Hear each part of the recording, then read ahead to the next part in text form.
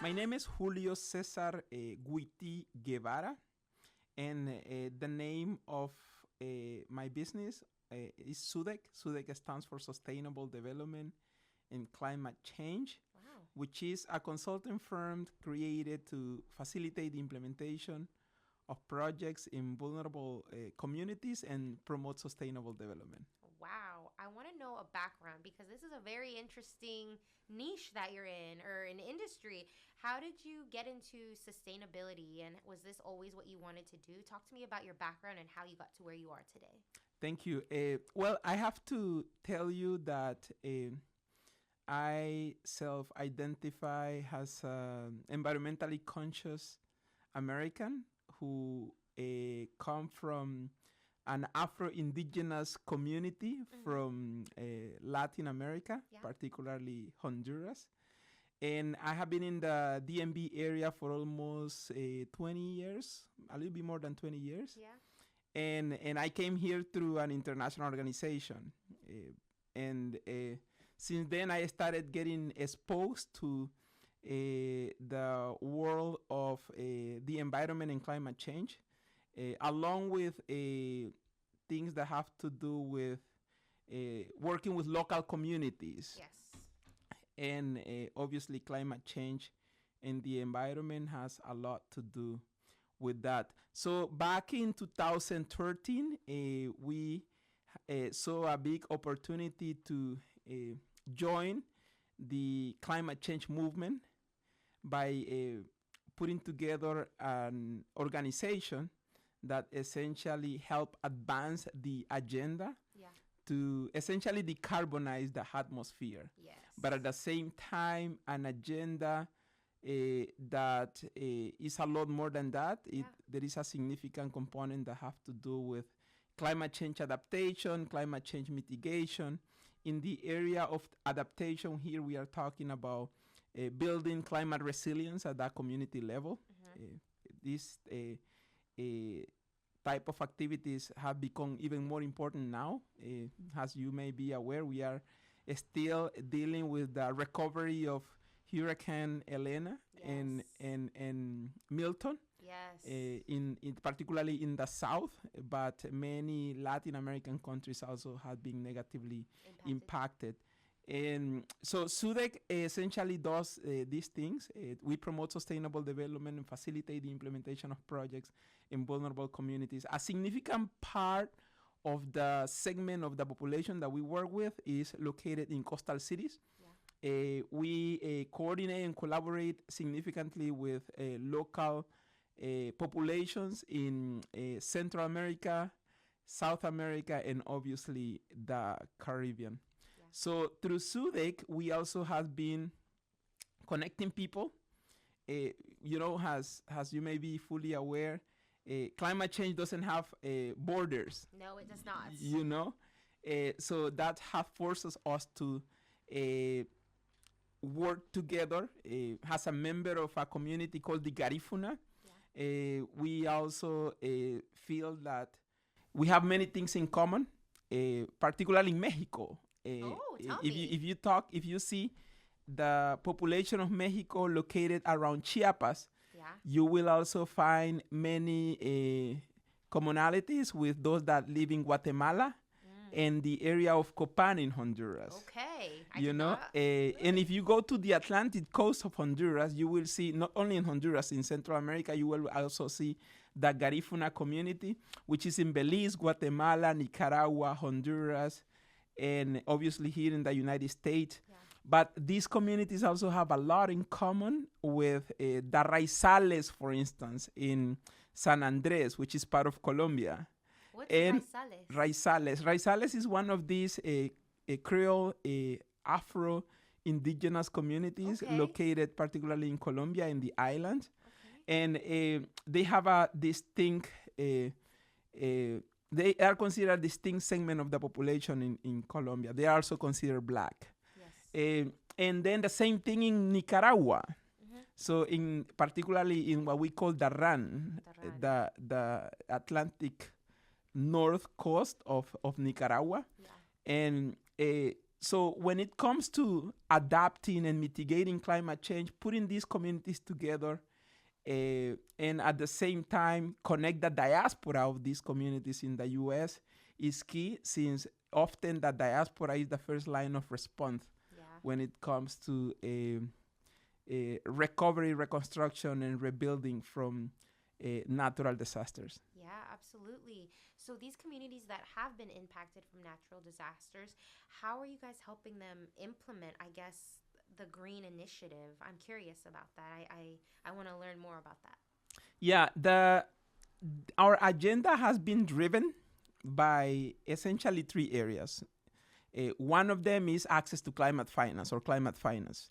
And then you have a significant segment of the work that has to do with policy, climate policy.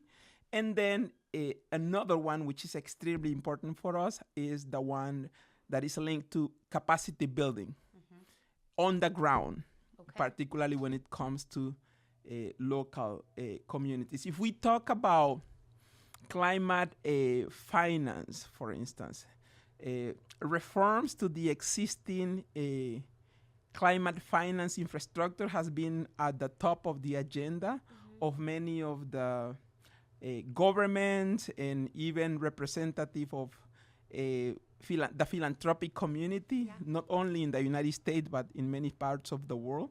And that is because there has been a need to provide greater access to finance, particularly to these local governments. In the area of climate finance, we also have identified that a priority for many local communities has to do with climate change adaptation, meaning building climate resilience at the community level. Particularly if we go beyond the U.S. and Mexico, in many of the cities like Veracruz, for instance, or if you go to Puerto Barrios in Guatemala, or if you continue going through La Ceiba or Puerto Cortes in Honduras, or the Garifuna communities. And the list goes on and on. Limón in Costa Rica, Darien and Colón in Panama. You will see that a priority for these populations is climate change adaptation. However, if you come to the big cities, let's say Ciudad de Mexico in Mexico, or if you come to, let's say, Nueva York or Los Angeles, in many of these areas, even though there is a portion of the work being done in the area of adaptation, most of the resources have been allocated for mitigation. When we talk about mitigation, we are talking about renewable energy efficiency.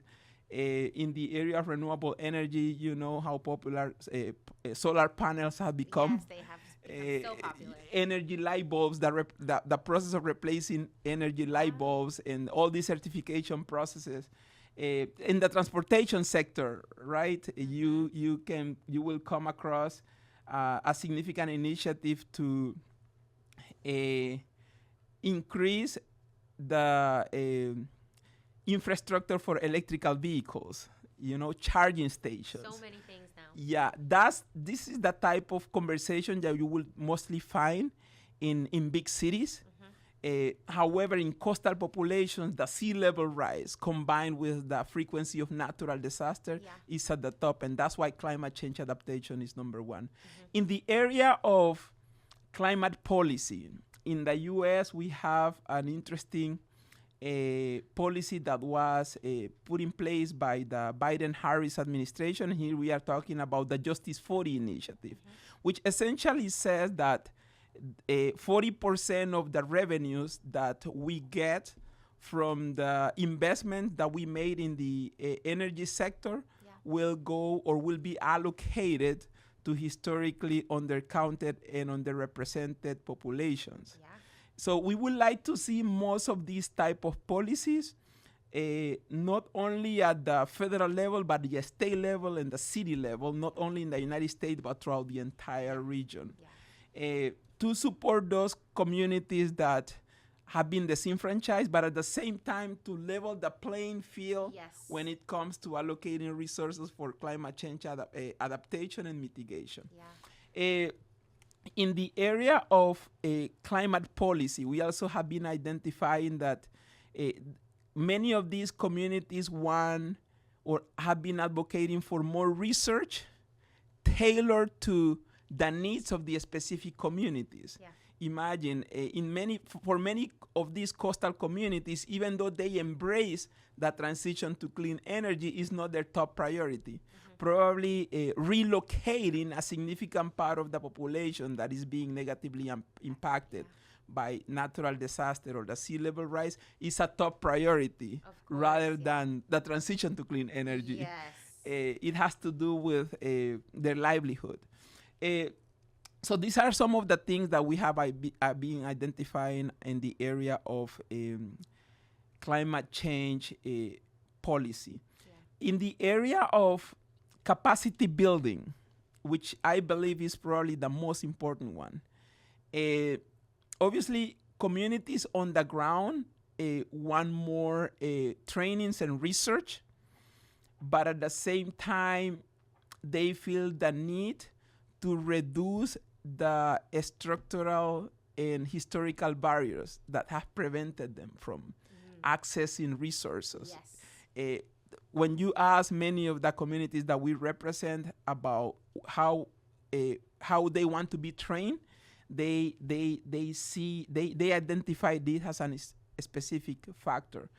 And there are other areas that are equally important, like climate finance coordination, and also the area of providing some type of technologies to the community to be able to monitor the allocation of resources where something has been delivered.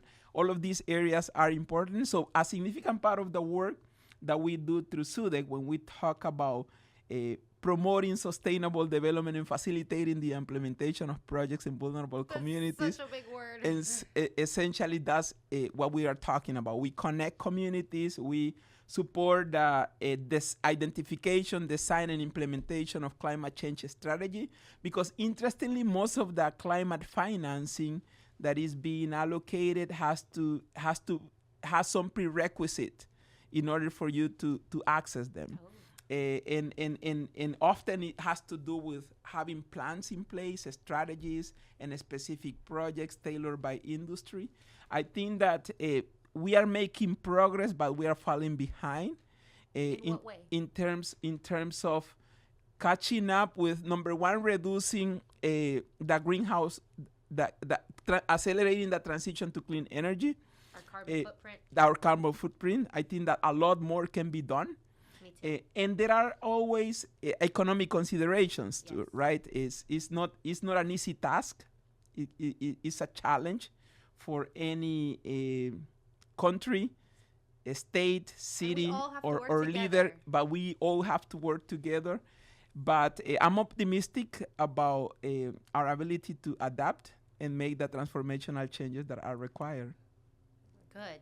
I hope so. I feel comfort with you saying that. Who knows this stuff? So I'm glad you're optimistic about it. And thank you for sharing such thorough information, because I really was like, wait, what does he mean by that? And then you explained, and I was like, okay, this makes much more sense to me. I would like to ask you about what it was like working with the DC mayor and the mayor of DC and how that came to be for you. No, thank you. That's a good question. Most of my work during my first 15 years here in the States was with international organizations. And then I became a U.S. citizen, and I wanted to have a little bit more experience working with communities on the ground. And the opportunity, I was given the opportunity to be part of the essential personnel of the mayor of Washington, D.C. Very nice. That's impressive. It is a big privilege to have been in that position, but at the same time, it's a big challenge and responsibility. Yeah. Because here we are talking about implementing the mayor's priorities on the ground in the area of education, public safety, government operations. There are issues that have to do with women women policies and initiatives, the LGBTQ community, So many. Afro-descendant communities, the Asian and Pacific Islanders community, the returning citizens. So the responsibility of the mayor has a lot to do with tailoring all the programs and projects and initiative to the needs and requests of each of these communities. Yeah. And that's an interesting job, particularly in a city like Washington, D.C. Oh, yes. You will always come across these jurisdictional issues too, because remember that D.C. is essentially a federal city. Yes. But at the same time, which is the largest employer in the city. But we also have international organizations that play an important role, like the World Bank, the Inter-American Development Bank, the Organization of American, all the embassies, most of them in Massachusetts Avenue and Connecticut. Yeah. But at the same time, you also have a very vibrant local community that is essentially energized by the work that is done at the local level, at the municipal level. Yeah. And in that regard, the DC Council and the mayor play an important role. Yeah. Obviously, we cannot neglect the role and the contribution that all the universities, the approximately seven universities that we have in Washington D.C. I think that helps significantly. And in a small private sector that is mostly represented in these consulting firms. And obviously restaurants, right? Yeah, all that. Yeah, absolutely. So it was a great experience working with the mayor. I learned a lot. And now I feel like I'm able to connect both worlds, the international world with the work at the local level. Yeah. Coming from an Afro-Indigenous community in Honduras, and member of the Latino community, which is almost 20% of the population in the U.S. Yeah. I think that enabled me to connect with different realities, Yes. but at the same time make a meaningful contribution in the spaces where I am engaged. Yeah, Thank you. I think you're doing a great job. Like, oh my gosh, like you have so much rich background, like the indigenous community that you're coming from, but then being from Honduras and then being in the U.S., like you offer so many different perspectives, and I think that is much needed in this world and in our country. So I think that's great. Keep on rocking it and representing everybody. I think that's amazing. Thank you, Lillian. You also have been doing a wonderful job over thanks. here with your entire team. I think that you are raising the voice of people that otherwise wouldn't be heard, and that's also meaningful, particularly in this time of turbulence. Everywhere, people need to be heard. People need to be listened, and you are providing this space to do that, and at the same time making a contribution to all the communities and the followers that are here. Thank you for saying that. That was really nice. You're welcome. I would like to ask you where you see yourself in the next 5 years with yourself and with your business. Yeah, I expect to continue working on sustainable development issues. I also expect to continue developing my legal career. I'm a trained attorney. I'm a transactional attorney. And it's something that you master by working in Washington, D.C. Many of the activities, if you want them to, in which I am engaged, if you want them to have an impact, they have to be in a scale. And when it comes to scalability, the way you frame the transactions is key. So I see myself navigating these two environments, but at the same time making meaningful contributions to the communities that I come from. I think that at the end of the day, we all have that civil responsibility to give back to the community, but at the same time, that's what makes us feel better at the end of the day. Absolutely, yeah. Making sure and knowing that we're contributing in a positive way, helping other people. Exactly. Absolutely. Is there anything maybe that I have not asked you or touched on that you would like to share about yourself or your business or the things that you're doing? Maybe anything coming up? Yeah, over the next few years, we're going to continue working on developing a programmatic approach to facilitate greater access to local populations to climate finance. Internationally, we over the next 2 weeks we're gonna have COP16 What's that? in Colombia, which is the Conference of the Parties, which Okay. is a United Nations conference on biodiversity, World Conference on Biodiversity. Over the last 3 or 4 years, we have been supporting the agenda, the climate change agenda, by participating in these World Climate Change conferences. We went to Glasgow in the UK. We were in Sharm el-Sheikh in Egypt. We were in Dubai. Now we are going to Cali, Colombia. Next year, interestingly, there is a COP29, the World Climate Change Conference, called COP29, which is going to take place in Brazil. Ooh. And a significant part of the agenda of these COPs is being driven by essentially four things that I already mentioned, most of them. Number one is the transition to clean energy. Number two, the reform to the existing financial infrastructure for climate projects and programs. Number three, I think that there will be an increasing pressure to focus on people. And the last one, which is extremely important for those members of underserved, undercounted, and underrepresented communities, has to do with inclusivity. Yes. So this is the agenda that we're going to continue working on, and I'm very excited about it. Yeah, I love it. I love that agenda. Thank you. Yeah, I'm grateful that there's people out there in the world that are fighting for the underserved and underprivileged and trying to give voices. So I'm happy Thank you. to know that. Yeah. Thank you, Lillian. Of course. And then my final question is going to be, do you have maybe a quote or a saying that has inspired you in your life? And maybe it was a lyric from a song that stood out in your mind. Would you mind sharing that just as inspiration? Yes, I had a mentor and who used to tell us often, Julio, never underestimate your own capacity.